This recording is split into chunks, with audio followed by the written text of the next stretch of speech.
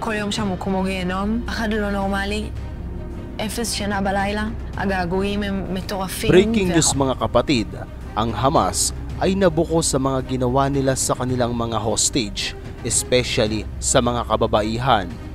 Ayon sa pinakabagong balita kapatid, ang Hamas ay pinagsamantalahan umano ang ibang mga kababaihang kanilang hostage at ang ilang mga kabataan ay nakitaan ng drugs sa katawan noong sila ay chinek up sa ospital. At meron pang isang babaeng tinurukan ng horse tranquilizer. Ano nga ba itong horse tranquilizer? Ang horse tranquilizer ay isang uri ng gamot na para lamang sa mga kabayo, tupa, kalabaw at baka.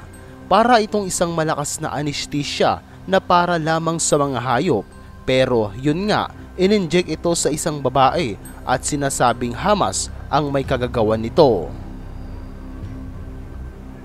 Pero kapatid, bago tayo magpatuloy ay mag-subscribe ka na. Nag-a-upload ako ng isa o higit pa sa isang linggo. At kung meron ka namang gustong ipakwento o di kaya ay pasaliksi kay mag-comment ka lamang sa ibaba ng videong ito. Maraming salamat. Ayon sa bagong report kapatid, ang Hamas ay meron pang 137 hostage kung saan hindi alam kung saan nakapiit ang mga ito. Ang ilang mga hostage naman na pinakawalan ng Hamas ay sinasabing nakaranas ng pang-aabuso, especially ang mga kababaihan at kabataan. Hindi lang yan, dahil ang ilan pa sa mga hostage ay nagtamo ng malalang sugat at sinira ang kaisipan ng isang tao, kung saan pinapanood umano ang mga hostage ng brutal na palabas. At ang iba ay inilalagay sa isang madilim na lugar sa loob ng ilang mga araw. Ang mga lalaki naman ay nakaranas din ng pang-aabuso at pananakit pisikal. May ilang mga hostage naman ang pinakawala na ng Hamas, pero mas marami pa rin ang hawak nilang buhay. Noon kapatid, sinasabing ang Hamas ay hindi mananakit ng sibilyan o kanilang hostage, pero kabaliktaran ata, dahil ayon sa report ng isang ospital, trauma ang ilang mga hostage na napunta sa kanila, lalo na ang 9 years old na batang babae na tinutukan umano ng rifle.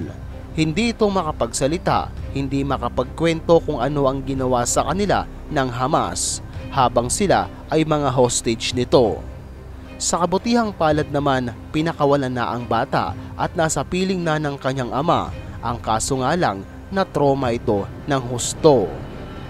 Sa kabilang dako naman, ang ilang mga Hamas ay sumuko na matapos makontrol ng IDF ang ilang mga lugar sa Gaza na kanilang pinagtataguan. Wala na silang choice kundi sumuko kesa mamatay. Breaking news mga kapatid, malaking grupo ng Hamas sumuko na sa IDF. Ilang mga lugar sa Gaza ay totally wala ng terorista at sumuko na. Ang Israeli Army ay patuloy na nagsasagawa ng pag-atake sa Gaza para pasukin ang iba pang mga lugar kung saan patuloy na umaatake ang Hamas. Sa isang lugar sa Gaza kung saan ang IDF ay gumawa ng isang military operation, dito ay na-corner nila ang ilang mga Hamas na gagawa sana ng pag-atake sa mga militar ng Israel. Nangyari ito sa Northern Gaza. Sa kabilang dako naman kapatid, sa lugar ng Khan Yunis ay gumawa ng ground operation ang IDF.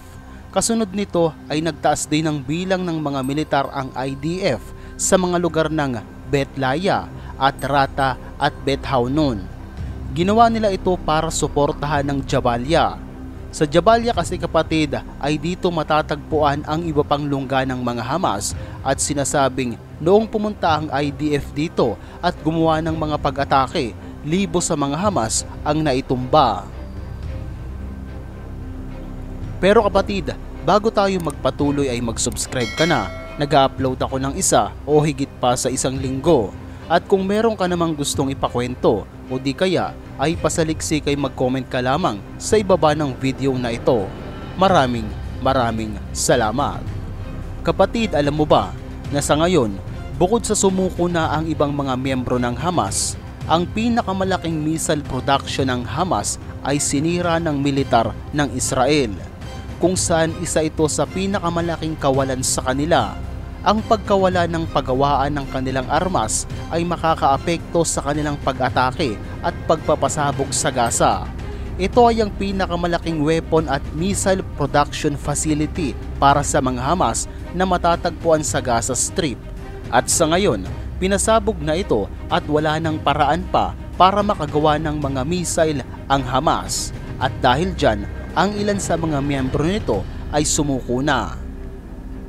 Ayon sa IDF kapatid, 120 members ng Hamas terrorist organization ay binaba ang kanilang armas sa Jabalia at winagayway ang puting bandila na ang ibig sabihin sila ay sumusuko na. Nangyari ang lahat ng ito kapatid noong umatake ang IDF sa Jabalia. Doon na corner ang Hamas at no choice sila, mamatay ng walang laban o sumuko na lang. Ayon sa pinakabagong datos kapatid, ang 120 members ng mga Hamas na sumuko ay nadagdagan pa at naging 200. Hindi na kasi nila kayang makipaglaban pa, wala na silang armas at matatakbuhan. Sa ngayon kapatid, patuloy pa rin ang militar ng Israel sa pagsasagawa ng ground operation. Sa katunayan, meron pang mga lugar sa Gaza kung saan madami pa ang mga miyembro ng Hamas tulad sa Khan Yunis, kung saan sa ngayon pinalikas na ang mga sibilyan para hindi sila madamay. Nakapasok na rin ang IDF sa Khan Yunis at nagsasagawa na ng operasyon. Sa katunayan, ang mga battle tank ng Israel ay handa na sa gagawing ground operation. Ang lugar ng Khan Yunis kasi kapatid ay tinuturing na pangalawang lungga ng mga Hamas. Pumunta dito ang IDF para wasakin ang organisasyon na ito. Nagpakawala na din ng 12 rocket ang Hamas para sa mga militar ng Israel. Ang itinuturing na leader ng mga Hamas ay sinasabing nasa Khan Yunis ngayon at isa na rin ito sa mga operasyon na gagawin ng IDF, hulihin ang pinuno ng Hamas. Sa ngayon, patuloy pa rin ang palitan ng putok sa Gaza. Kahit na nagkaroon ng 4 na araw tigil putukan, nasundan pa rin ito ng mas malala. Mula October 7 hanggang sa kasalukuyan, tinatayang nasa 7,700 na ang binawian ng buhay sa Gaza at patuloy pa itong tumataas. Sana kapatid, matigil na ang alitan ng dalawang magkabilang panig dahil marami ang nadadamay na sibilyan. כל יום שם הוא כמו גיהנום, פחד לא נורמלי, 0 שינה בלילה, הגעגועים הם מטורפים